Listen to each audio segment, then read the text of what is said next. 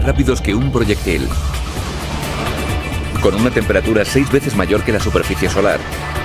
Parecen desafiar las leyes de la gravedad y pueden provocar la muerte. Los rayos. Les desvelaremos los espeluznantes nuevos descubrimientos. Desconcertantes experimentos que demuestran que los rayos son uno de los más extraños, destructivos e importantes fenómenos terrestres.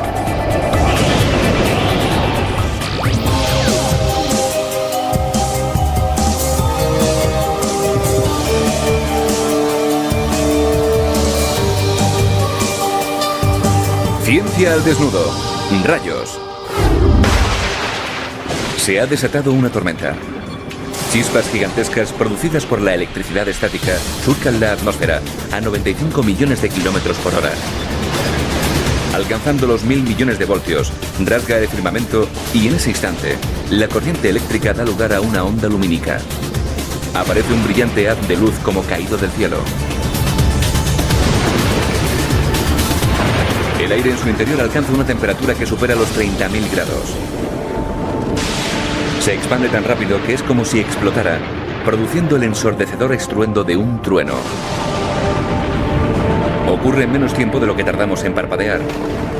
Y se desencadenan unos 8 millones cada día. Este es uno de los fenómenos más frecuentes y más fáciles de ver de la naturaleza, pero también es uno de los menos conocidos.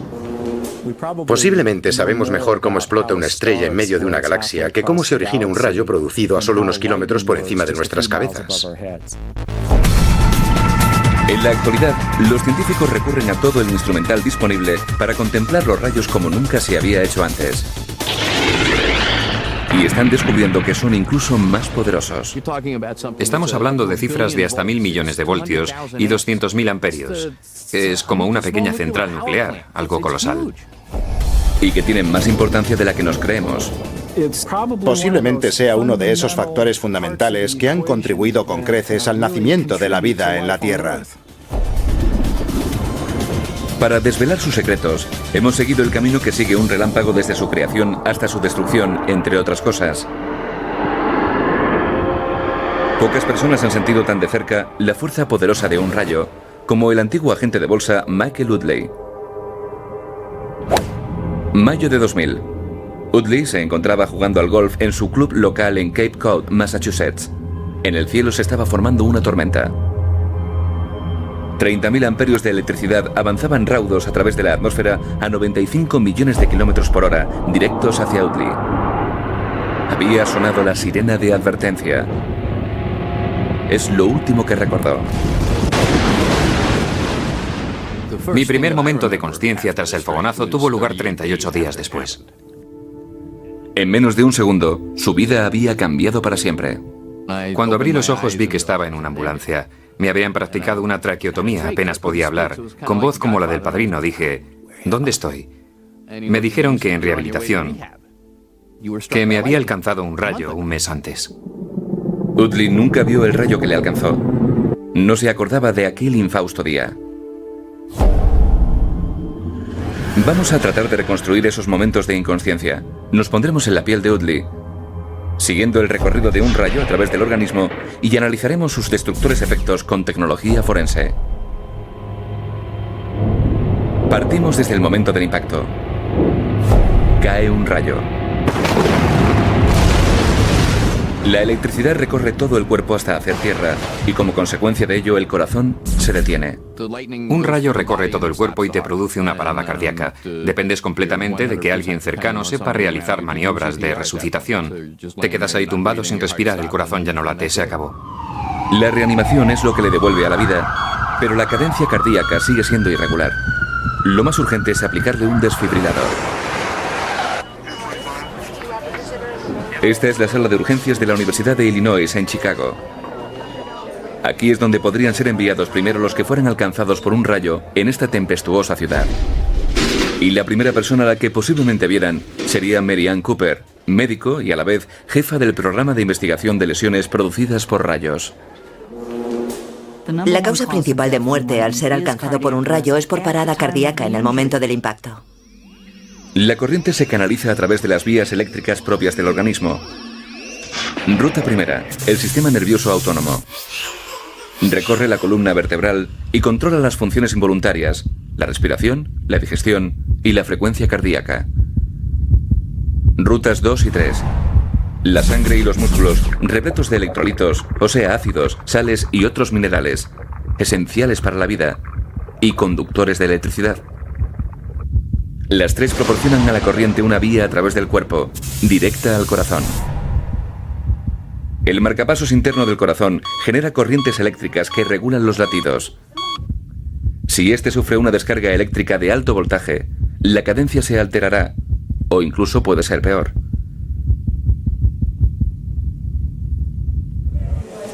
Pero contando con que se sobreviviera al impacto, el organismo podría sufrir una serie de daños anormales e irreparables. Un rayo puede provocar espasmos en los vasos sanguíneos y dejarnos temporalmente paralizados. Las extremidades suelen estar frías, con manchas. Todos piensan que es como si estuvieran muertos. Estaba completamente paralizado y no podía tragar, tampoco hablar. Mi cuerpo estaba completamente achicharrado. Para Audley, los daños nerviosos y musculares implicaban años de dura rehabilitación. Pero algunas de las secuelas duran toda la vida. Una descarga cerca de la cabeza manda corriente hacia los ojos y puede desprender la retina. El estruendo puede hacer estallar los tímpanos y en ocasiones fracturar el cráneo. Estas son las marcas de un rayo o figuras de Lichtenberg. La corriente revienta los diminutos capilares, dejando su impronta mortal en su recorrido por la piel. El mismo proceso se ha visto a veces en algún que otro campo de golf. Pero no todos los efectos de un rayo son tan fáciles de ver. En suma, no soy la misma persona con la que se casó mi mujer antes del accidente. He cambiado. Antes del rayo, Audley era instructor de esquí y un entusiasta de los deportes extremos. Solía rozar los límites y tenía una gran destreza para todo. Ahora para mí es todo un logro acordarme de dónde dejo algunos papeles. Es frustrante. Sin duda tienes que tomarte la vida de otra manera.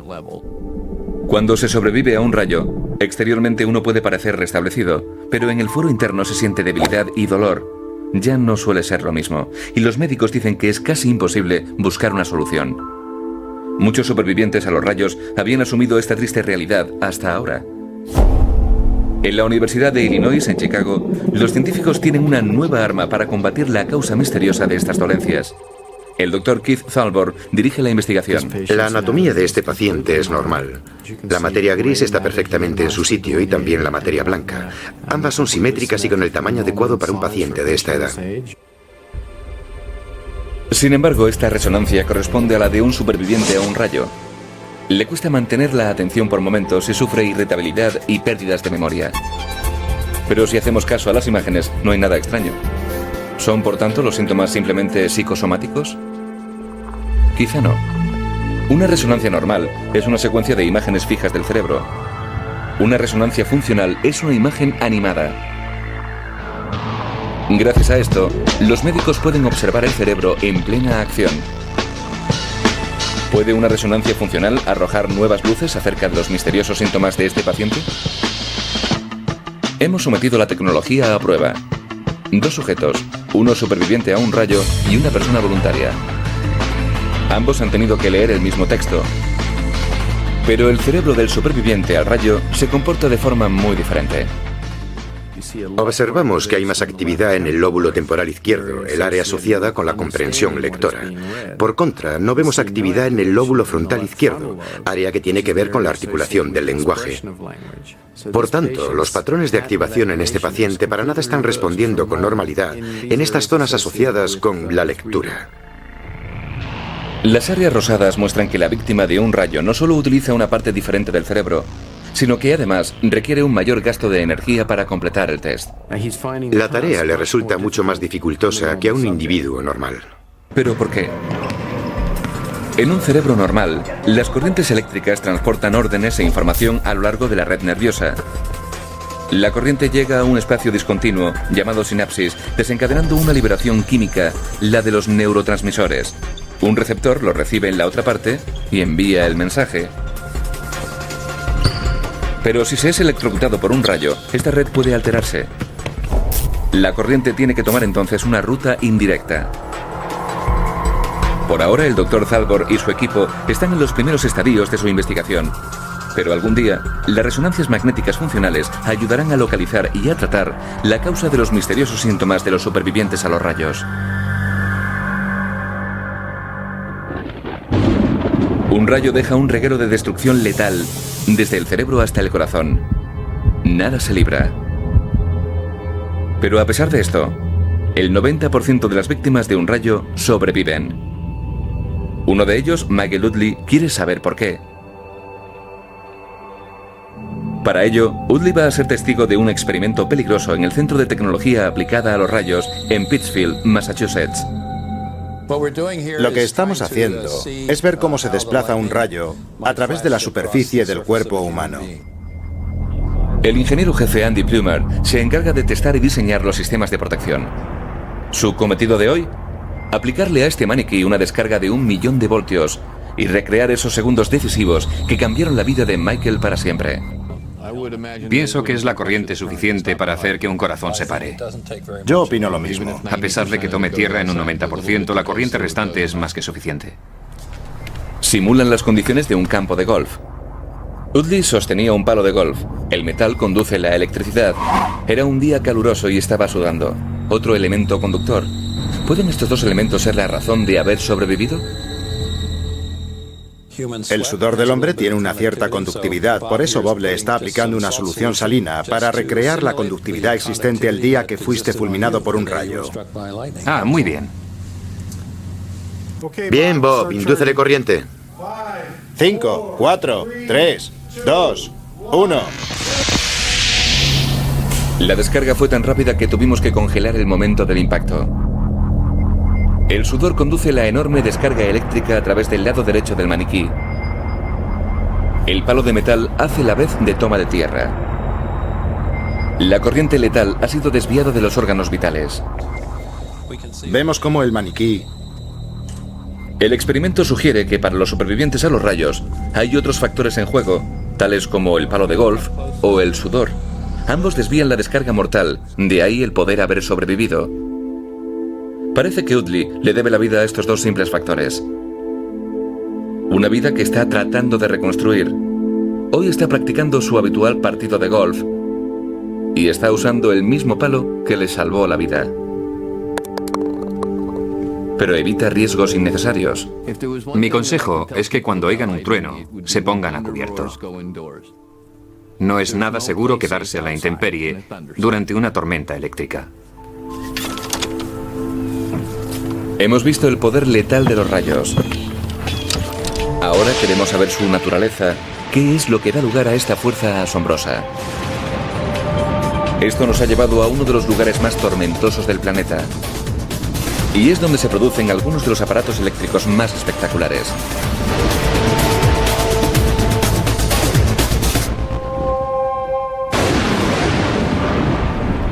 Vamos a hacer el seguimiento de un relámpago en su viaje a través del aire. Ya hemos visto lo que ocurre cuando una tormenta libera su potencia descomunal. Ahora retrocedamos hasta los momentos previos al desencadenamiento de un rayo, para así investigar qué da lugar a este misterioso fenómeno. Nuestro viaje nos lleva a una ciudad que es donde se producen algunas de las descargas de rayos más violentas del planeta, Darwin, al norte de Australia. En solo unas pocas horas pueden producirse hasta 600 descargas. Darwin es el lugar ideal para investigar uno de los mayores misterios de la naturaleza. ¿Qué es lo que da lugar a los rayos? Para responder a esta pregunta, ha venido hasta aquí un equipo internacional de científicos. Recurren a radares, satélites y a unos cuantos aviones para dar con la respuesta, atravesando las peligrosas y borrascosas nubes de Darwin.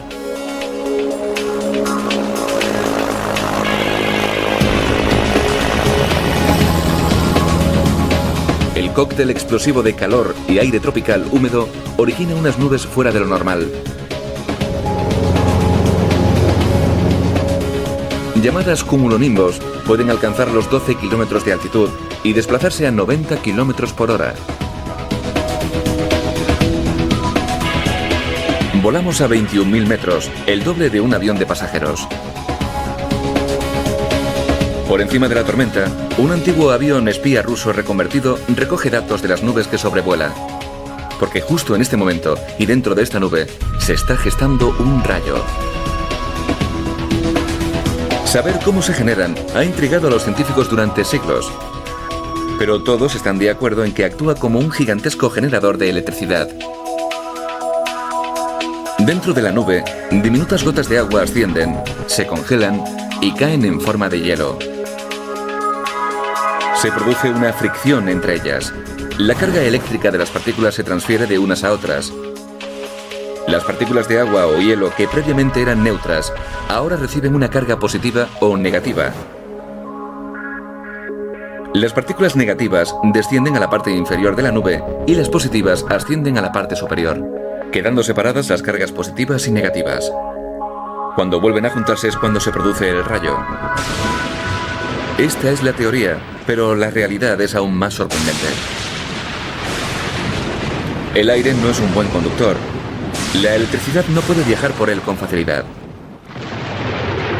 Para que la corriente se desplace, la estructura de los átomos del aire debe alterarse.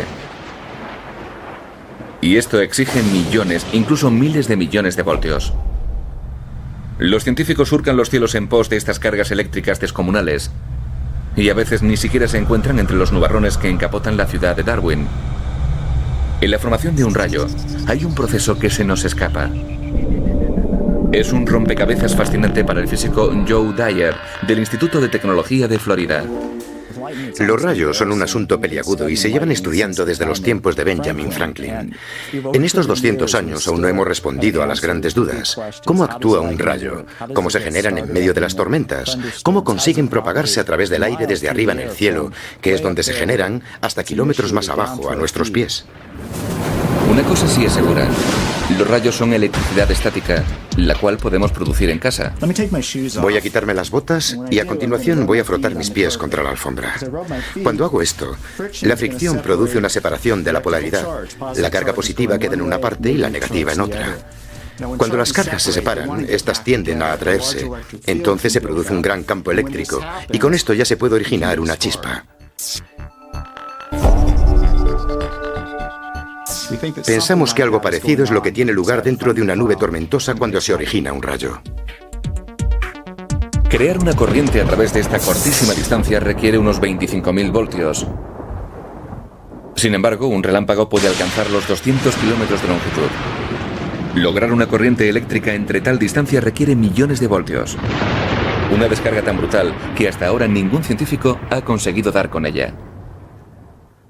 Uno se pregunta dónde se encuentra el punto equivalente a mi dedo que concentra la carga que da lugar a un campo eléctrico y que desencadena la chispa.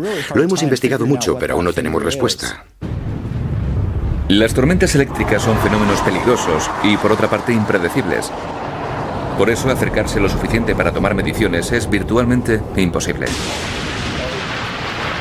Si los científicos no pueden llegar hasta la tormenta, el Centro Internacional de Investigación de Tormentas de la Universidad de Florida se encarga de traer las tormentas a los científicos. Lo que hacemos es provocar relámpagos utilizando cohetes. Así conseguimos desencadenar un rayo. Dwyer y su equipo van a lanzar un cohete hacia una nube cargada de electricidad. Iniciamos lanzamiento, activando el cohete. 5, 4, 3, 2, 1, fuego.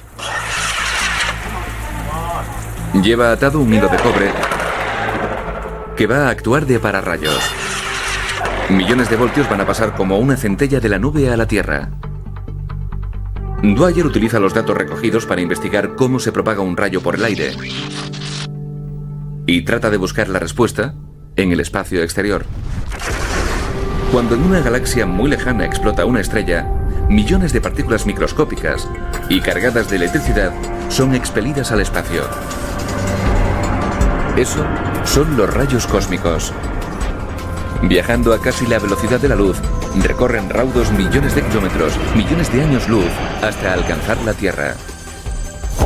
Dwyer se pregunta, ¿podrían los rayos cósmicos explicar por qué la electricidad recorre grandes distancias a través del aire? Millones de estos rayos bombardean nuestro planeta cada segundo. Son invisibles e inaudibles. Pero cuando un rayo cósmico atraviesa la atmósfera, altera momentáneamente la estructura molecular del aire. Esto produce rayos X, o sea, radiaciones electromagnéticas cuya longitud de onda sí se puede medir. ¿Son los rayos cósmicos la pieza que faltaba cuando se produce un relámpago? Suena a ciencia ficción. Incluso a Dwyer, ya de por sí optimista, le parece atrevido. Con nuestro primer rayo realizamos mediciones de rayos X, pero no miré los resultados hasta 2 semanas después. No pensaba que hubiese nada interesante. Cuando lo vi en la pantalla, figuraba un incremento en el gráfico de rayos X justo cuando el rayo se produjo. Así que pensé, ¿cuál es la probabilidad de que esto ocurra? Me fijé en el siguiente rayo y vi que había otro pico aún mayor. Pasé al siguiente y volvió a ocurrir lo mismo. Cada pico en la gráfica correspondía a un rayo. Cada vez que figuraba un incremento de rayos X, en ese momento nuestro instrumental registraba la caída de un rayo. Para Dwyer era una pista. Algo estaba alterando la estructura de los átomos del aire. Él pensaba que podían ser los rayos cósmicos. Durante siglos hemos pensado que el rayo es una descarga eléctrica más, como la que produce mi dedo al tocar un pomo metálico. De repente vimos que era una idea equivocada. Si Dwyer está en lo cierto, cuando un rayo cósmico alcanza una nube, causa una gigantesca y a la vez breve descarga eléctrica, suficiente para hacer saltar una chispa, pero demasiado efímera como para poder medirla. El rayo avanza veloz hacia la Tierra. Estas partículas extremadamente aceleradas chocan con las moléculas del aire, provocando su fragmentación. Durante una fracción de segundo, el aire se convierte en eléctricamente conductivo y proporciona una vía de transmisión de corriente. En ese momento se desencadena el rayo. Una columna de carga eléctrica negativa sale disparada de la parte inferior de la nube. Se dirige hacia el suelo de forma casi instantánea. Tarda solo 1 millonésima de segundo. Conforme se aproxima, produce un extraño efecto en la superficie del suelo. Las partículas positivas del terreno o de sus objetos son atraídas hacia arriba, hacia las negativas. Una nube tormentosa puede dar lugar a docenas de estos canales positivos y negativos. La mayoría no logra conectarse. Pero cuando lo hacen, millones de voltios recorren como centellas la distancia entre la nube y el suelo. Los rayos realizan una trayectoria tanto ascendente como descendente. Cuando el aire recibe la carga, vemos un relámpago y a continuación produce un estruendo. En las siguientes milésimas de segundo, la carga restante de electricidad de las nubes sube o baja a través del canal. El relámpago parece producir destellos. Se debe a que se ha producido más de un rayo. Y todo esto ocurre unas 8 millones de veces al día, 100 por segundo. Los rayos son unos de los fenómenos más habituales de la naturaleza. Y si las teorías de Dwyer están en lo cierto, son también unos de los más increíbles. Si esta teoría es cierta, entonces debe de haber una relación entre los rayos que vemos a simple vista y las estrellas que explotan en mitad de la galaxia a 1 millón de años luz de distancia. En menos de medio segundo hemos pasado del rayo hacia la chispa, del impacto a su origen. Mientras seguíamos la trayectoria de un relámpago, ahora veremos el momento posterior al impacto. Entraremos en un mundo misterioso de bolas de fuego, ovnis y apariciones espectrales.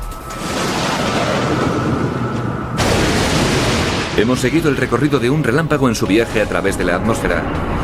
Nos hemos retrotraído hasta sus orígenes y hemos investigado el terrible momento del impacto. Ahora nuestra curiosidad nos llevará a los momentos posteriores a la caída de un rayo, a ese mundo fantasmal que parece sacado directamente de un cómic de ciencia ficción. 19 de marzo de 1963. Vuelo 539 de la Eastern Airlines procedente de Nueva York y con destino a Washington. 5 minutos después de la medianoche, el avión se topa con una tormenta, se oye una gran explosión y se produce un gran destello.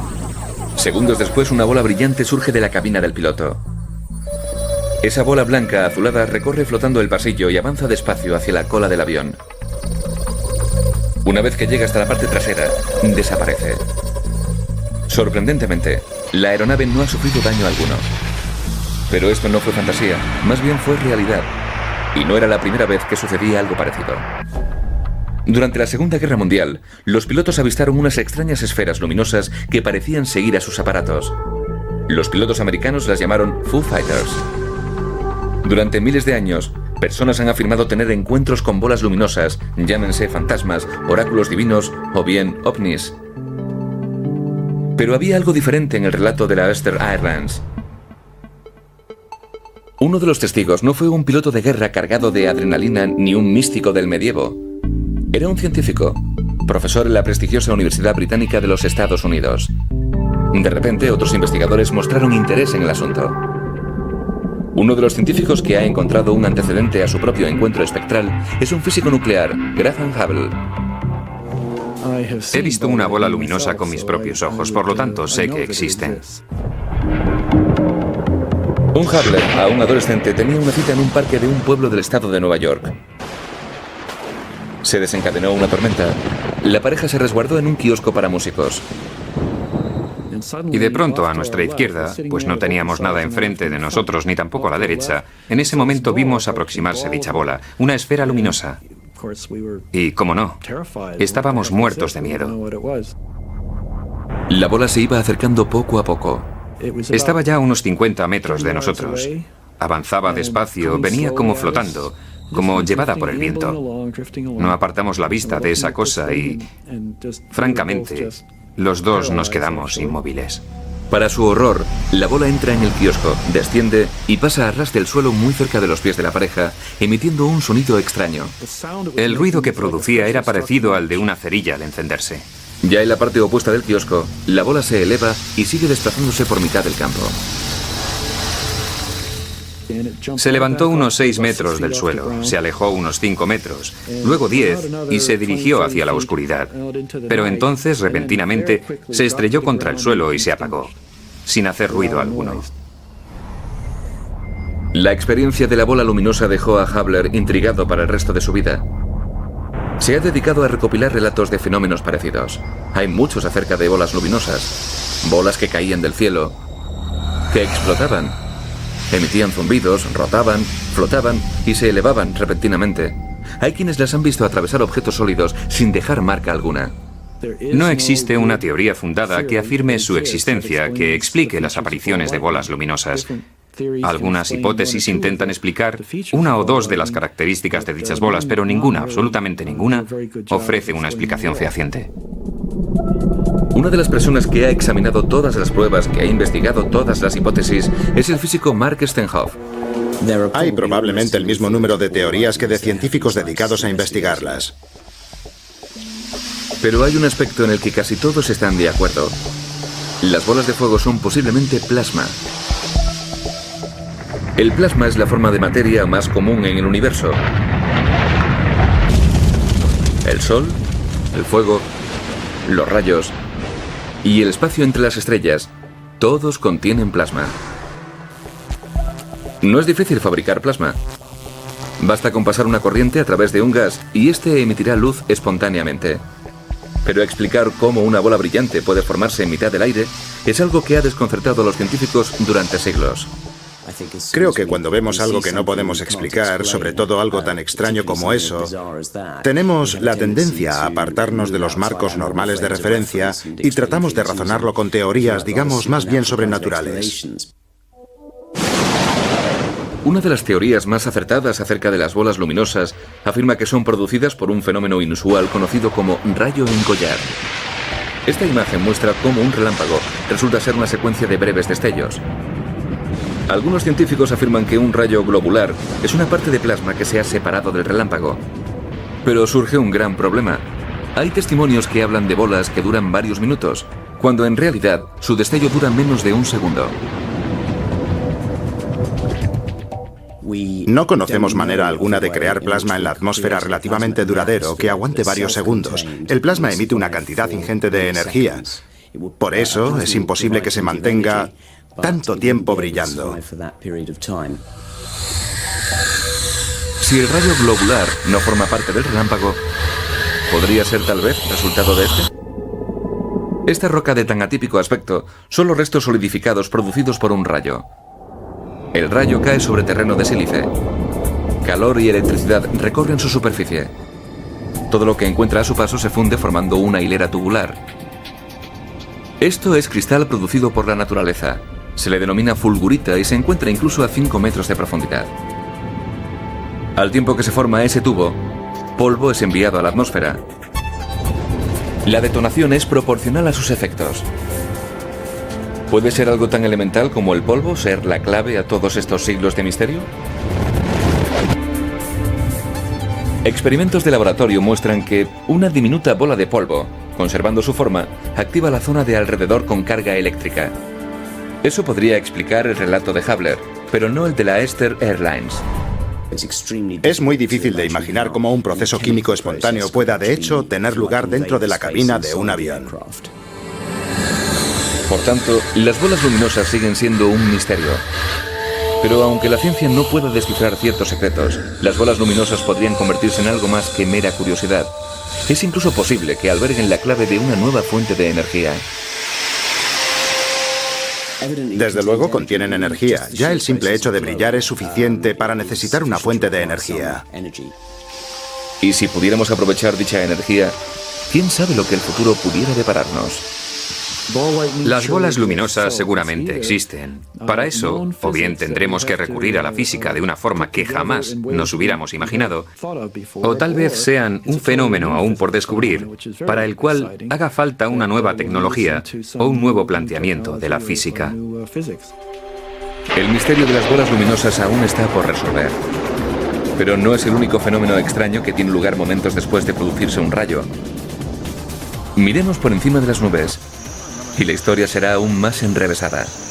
Oye, ¿qué era eso? ¡Oh, sí! ¿Habéis visto eso? En nuestro viaje siguiendo el recorrido de un relámpago, nos hemos aventurado a traspasar las fronteras de la ciencia. Pero este es solo el comienzo. Segundos después de caer un rayo, muy por encima de la nube que lo origina, tiene lugar un nuevo fenómeno extraño. 6 de julio de 1989. Físicos de la Universidad de Minnesota prueban una nueva cámara nocturna. La van a utilizar en un experimento innovador a gran altitud.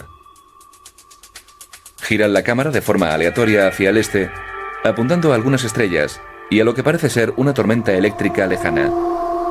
Cuando rebobinan la grabación, hay algo que les llama la atención. 2 haces luminosos en forma de embudo. Duran únicamente unas milésimas de segundo. El equipo calcula enseguida que los destellos se originan a 30 kilómetros por encima de las nubes y tienen la sorprendente longitud de 20 kilómetros. Por pura casualidad, habían capturado algo novedoso para la ciencia.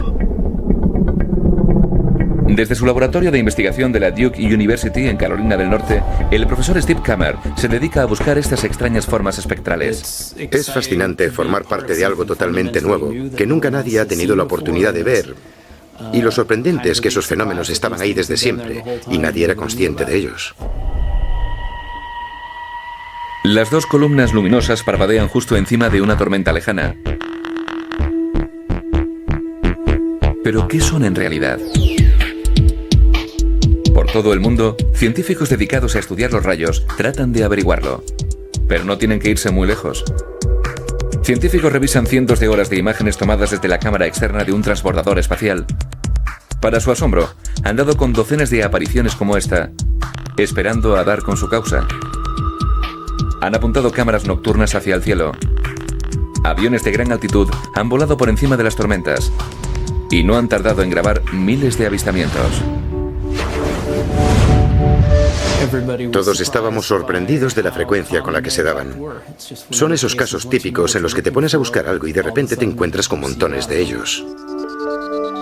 Los científicos lo denominan duendecillos por su apariencia efímera y fantasmagórica.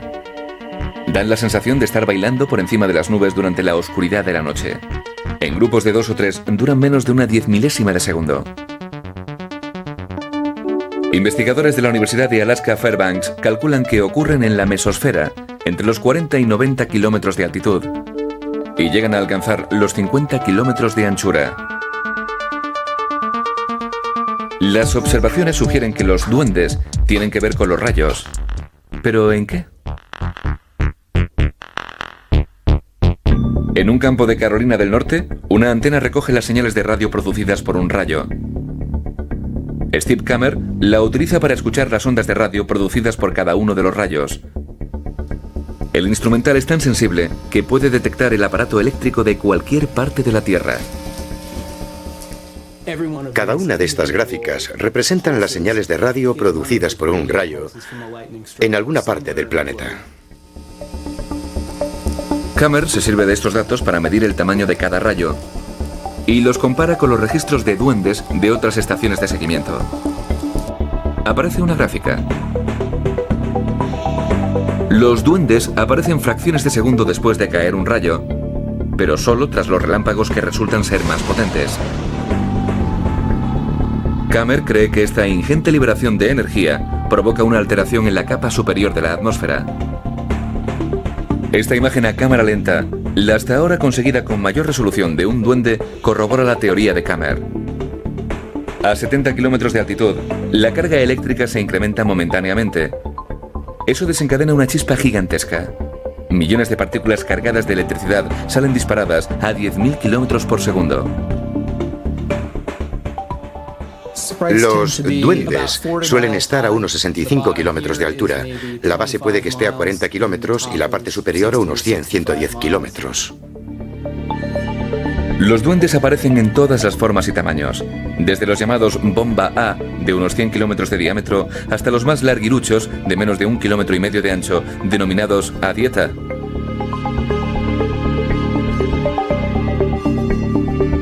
Cinco años después de haber avistado el primer duende, investigadores de la Universidad de Alaska Fairbanks se pusieron a buscarlos justo encima de las tormentas más violentas.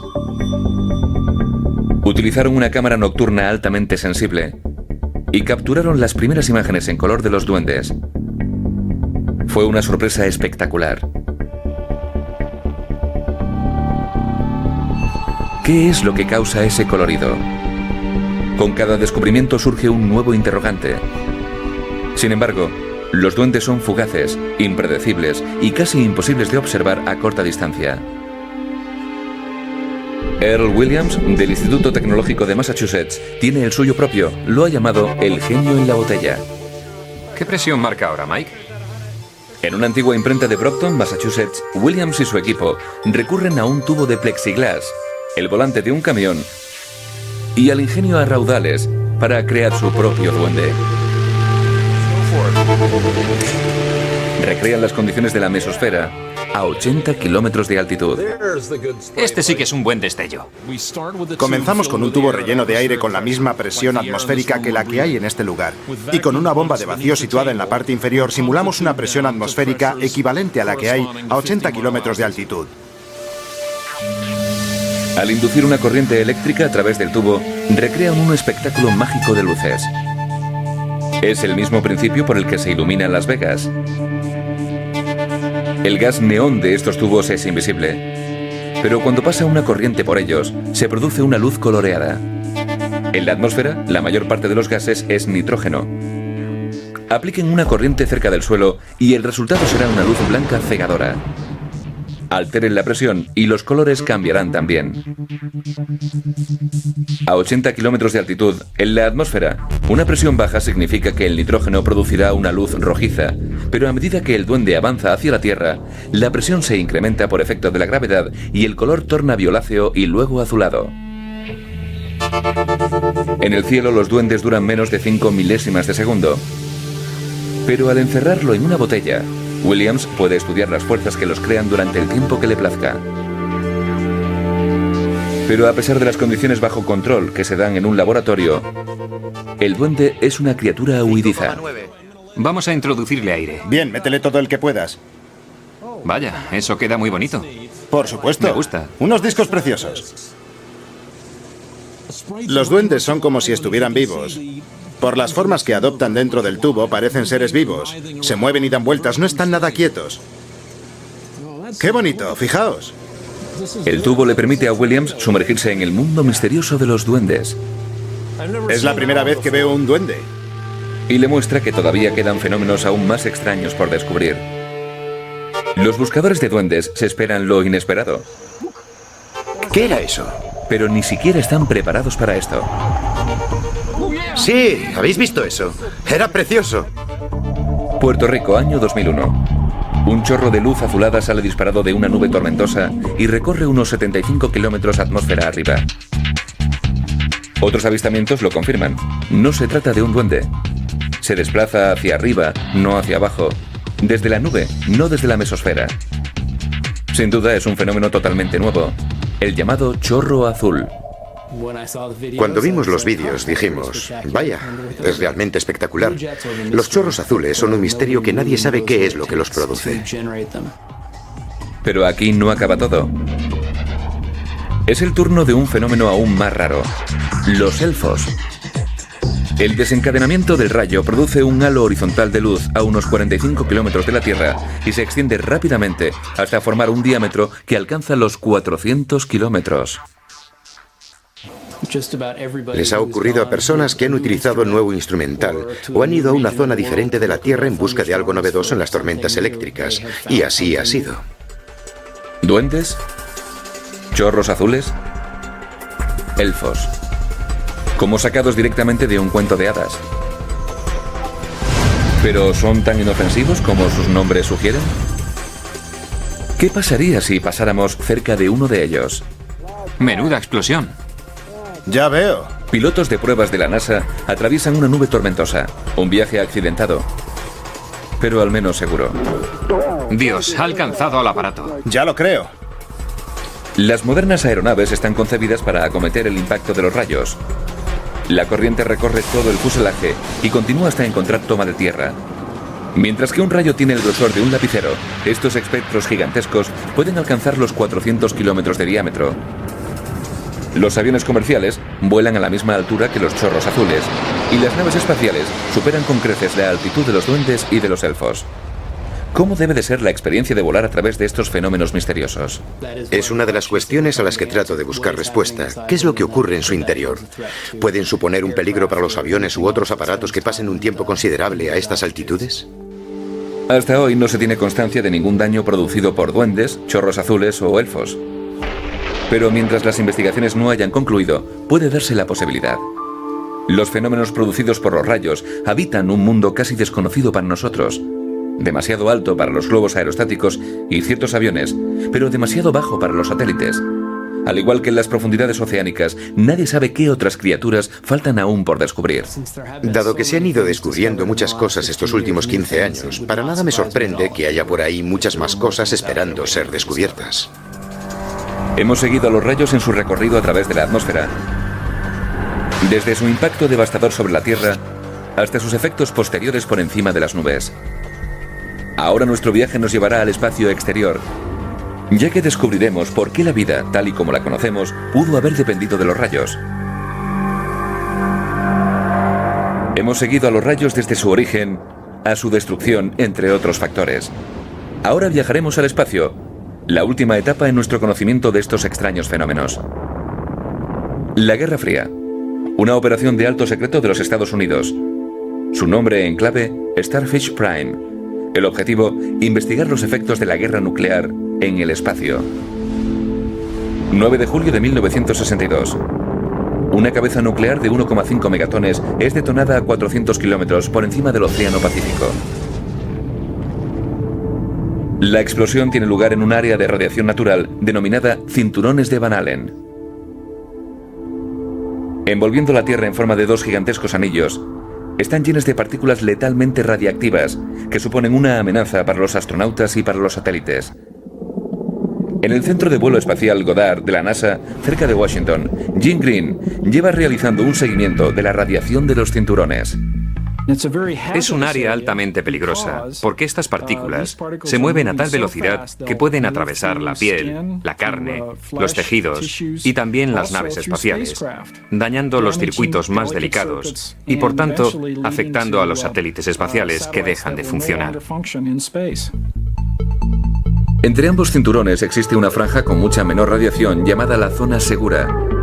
Es donde se ubican los satélites artificiales, operando así en un espacio seguro debido a su baja radiación. Sin embargo, el misil Starfish Prime mandó una dosis masiva de radiación precisamente a la zona segura. Los niveles de radiación se dispararon y los satélites dejaron de funcionar. Pero entonces, unas semanas después, la zona segura volvía a estar libre de radiación. Los científicos de la NASA se quedaron atónitos. Algo había hecho el rol de zona segura. ¿Pero qué? Andábamos tras los pasos de determinar por qué volvió a restaurarse la zona segura tan pronto. Pronto hubo un descubrimiento. Los científicos se dieron cuenta de que las violentas tormentas solares lanzaban partículas radiactivas al espacio. Cuando éstas se dirigían hacia la Tierra, la radiación saturaba la zona segura. Luego, como por arte de magia, se limpiaba de radiación y volvía a ser una zona segura. Pero no toda a la vez.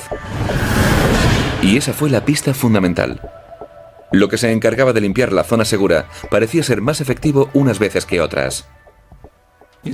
Es más intenso en el lado diurno que en el nocturno y a su vez es más intenso en verano que en invierno.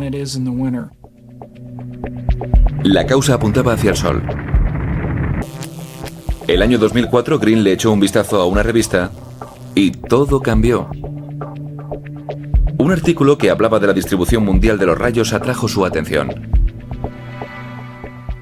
Esos excepcionales mapas de la distribución de rayos cambió la idea que yo tenía acerca de dónde se originaban los rayos. Ese artículo atrajo inmediatamente mi atención. Green se dio cuenta de que los rayos muestran las mismas características que cuando se limpia la zona segura. Se dan con más frecuencia en tierra que en el mar, más de día que de noche, y más en verano que en invierno. Coinciden en todo. Ya en aquel entonces pensábamos que tenía que estar relacionado con fenómenos terrestres. Y cómo no, el único que sepamos que entra en el espacio son solo los rayos. Pero ¿cómo podían los rayos afectar desde la Tierra a la zona segura situada a 7.000 kilómetros? Un rayo se abre paso a través del aire. No solo produce luz y sonido, también ondas de radio. Enciendan la radio cuando haya una tormenta cercana y verán cómo se producen interferencias. Pero acóplenle un receptor multifrecuencia y oirán algo más que un chisporroteo. Este zumbido fantasmagórico es el sonido que producen las ondas de radio cuando viajan a través del espacio. Lo que estamos escuchando son rayos esféricos. Se trata de ondas de radio procedentes de rayos producidos a cientos de kilómetros, propagadas hasta aquí y que han sido captadas por nuestras antenas. Green ha deducido que estas ondas de radio son el eslabón perdido, lo que conecta los rayos de la Tierra con la zona segura del espacio. Nunca habíamos caído en la influencia que la Tierra tiene en el espacio. En 2005, Jim y su equipo formularon una nueva teoría, aún más atrevida. Menos de un segundo después de que un rayo tome tierra, sus ondas de radio alcanzan los cinturones Van Allen. Allí entra en contacto con las partículas cargadas de electricidad, la radiación. Obliga a las partículas a salir de la zona segura. Así pues, se elimina la radiación y esta franja retorna a la normalidad. En el pasado, cuando hablábamos de los rayos, siempre traíamos a colación su faceta destructiva. Pero me parece que ahora estamos descubriendo muchos de sus aspectos beneficiosos. Si Green está en lo cierto, sin los rayos, la zona segura estaría saturada de radiación. Los satélites se estropearían y tendríamos que prescindir de muchas cosas de las que ahora dependemos. Las comunicaciones planetarias, los sistemas de navegación, los teléfonos móviles, internet, la televisión por satélite, todo dejaría de funcionar. La vida, tal y como la conocemos, sufriría un parón. Si en un futuro dejaran de caer rayos, eso tendría una repercusión dramática en nuestro estilo de vida actual. Son posiblemente uno de esos elementos fundamentales de entre los muchos factores que contribuyen a la vida en la Tierra. Los rayos. Durante millones de años han acompañado a nuestras visiones más tenebrosas. Han infundido terror a los mitos más antiguos. Ahora estamos más cerca que nunca de desvelar sus secretos. Y cuanto más descubrimos, aún más los rayos superan nuestras expectativas. Sus orígenes tal vez se remonten a antes de la existencia del mundo. Pueden adoptar formas extrañas y crear deslumbrantes espectáculos de luces. Los rayos son destructivos, bellos y esenciales para la vida tal y como la conocemos. El increíble viaje de un rayo. Desde el espacio exterior hasta los órganos internos del cuerpo humano. Vital y mortal. Destrucción y creación. Todo en menos de lo que tardamos en parpadear.